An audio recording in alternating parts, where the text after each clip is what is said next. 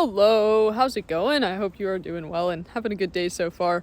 I wanted to talk about what I think is a pretty important question, which is why should you learn anything at all, right? Why take the time to learn anything? And I want to start by putting this in a Linux framing, because a lot of the time on YouTube comments or on forums or whatever, you'll see a question from presumably Windows or Mac users asking, okay, why should I switch to Linux? Like, what reasons can you give me that Linux is better than Windows or Mac? And sometimes this will just be like people hating, but a lot of the time it's people who are genuinely curious, like they would like, a real justification for trying out Linux.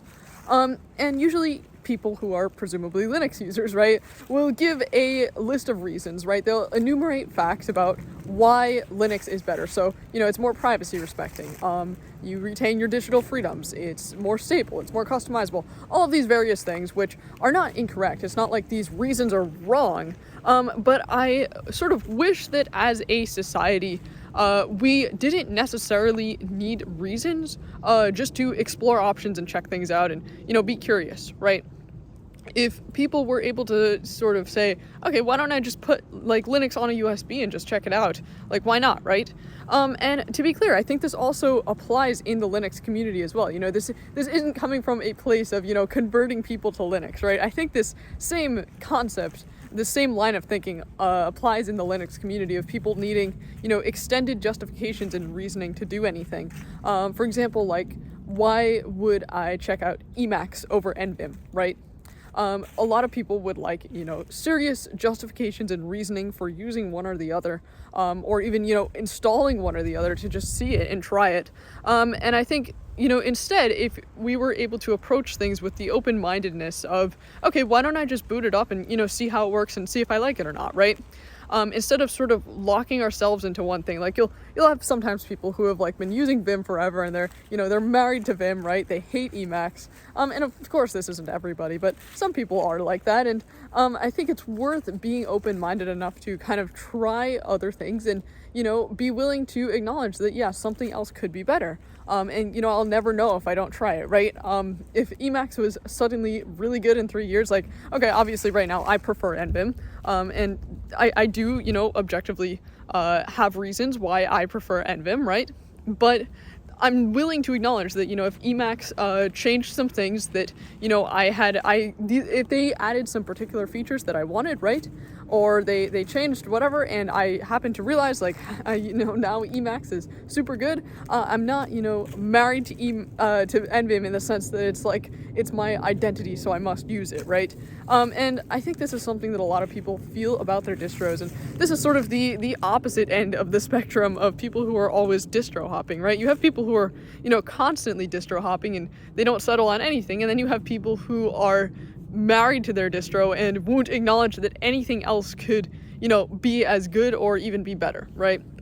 So I don't think, putting yourself at either end of that is good. But just back to the sense of like why you should actually learn things, why you should be curious about things. Well, first of all, I have a interesting example here.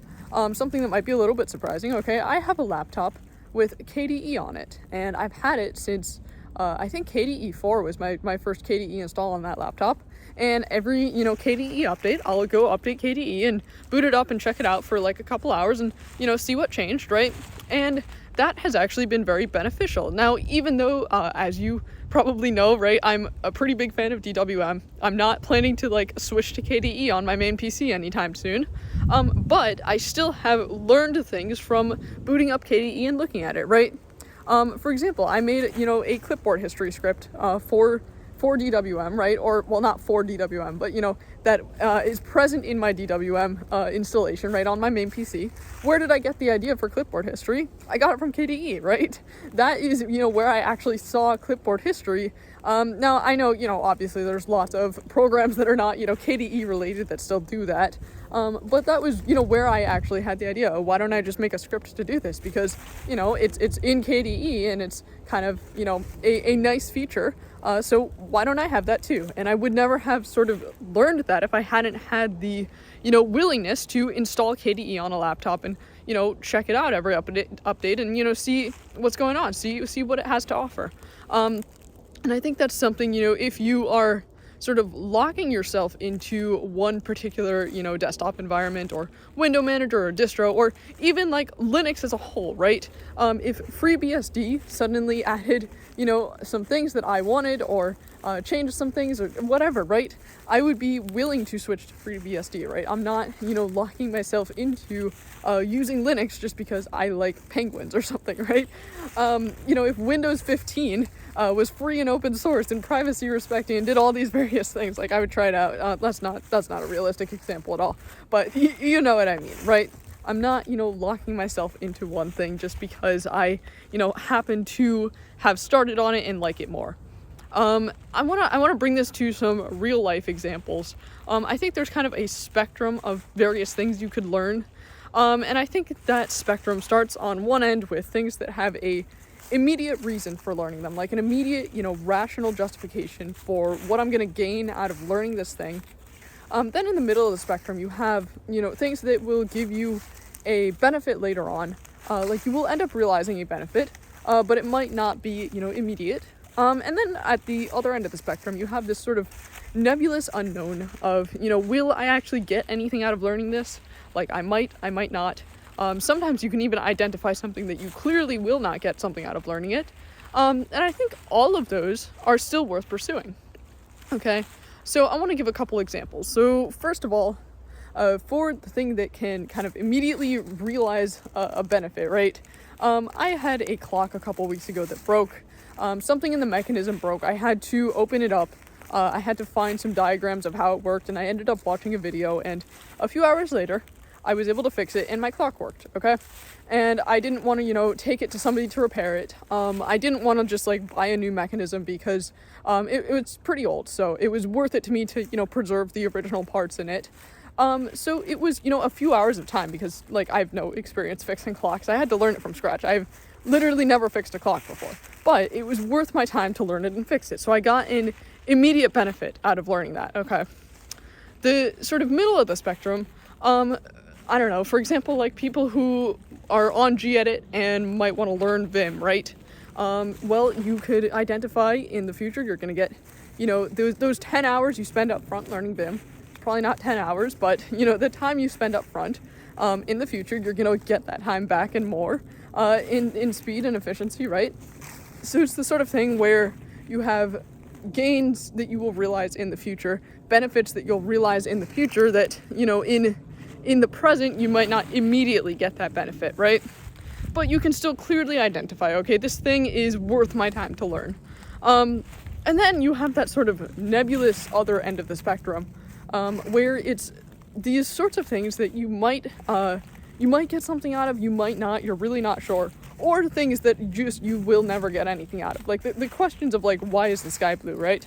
And that's sort of it's a cliche question for a reason. Humans are naturally very curious, right? We're, innately very curious. I think it's, a trait that we're kind of all born with, to be curious about the world around us and to want to learn things, even if there's no clear reason or purpose to learn them.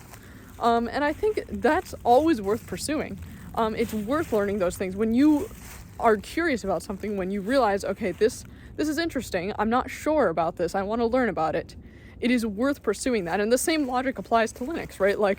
If you see a program that you're curious about and you're not sure if that's something that could help you out, maybe it could, I have no idea, right? It's still worth my time to go try to learn about it and just see, just take a look and see. And like I said, don't take that to the extreme and constantly distro hop because you can't decide, but don't lock yourself into something just because you think what you're on currently is, the absolute best, right? So I think that also kind of does have even the why is the sky blue sorts of questions, which that's gonna, it's gonna be a scientific answer, and I'm not really gonna get anything out of knowing other than that I now know it. But for example, if I was to read a book on why the sky is blue, right, I would be sort of learning how to learn. I would be learning, I guess, how to read. Obviously, I know how to read, but, I would be facilitating that learning, I guess. And that's the sort of thing where even if you take the time to learn things that, might give you no clear benefit, you're still learning how to learn. And then once you are, more used to learning things, that'll help you out when you are trying to learn something that does have an actual benefit, right? I think it's worth like identifying how you learn things best. Like for example, I usually learn things best by doing them. Like I like to, if I'm trying to learn a program, right, I have to boot it up and like tinker around with it and actually like figure out how does it work. And then, once I have a question, I'll go read the manual or go read the documentation. But I don't like start by watching a video on it or start by reading a book about it. But some people do start by watching a video or reading a book because they know that's how they're gonna best be able to learn it. And both ways are fine. And it's, important to actually identify which of those ways or any other way you're going to learn best, because that's going to help you do things more quickly, more efficiently, right? You're going to be able to learn more efficiently. And the more you learn, the more you'll be able to learn. The more you learn of even things that are like completely useless, the easier it will be to learn things that are useful. Anyways, I think that kind of covered what I wanted to cover. So hope you enjoyed the video. I will see you next time. Peace.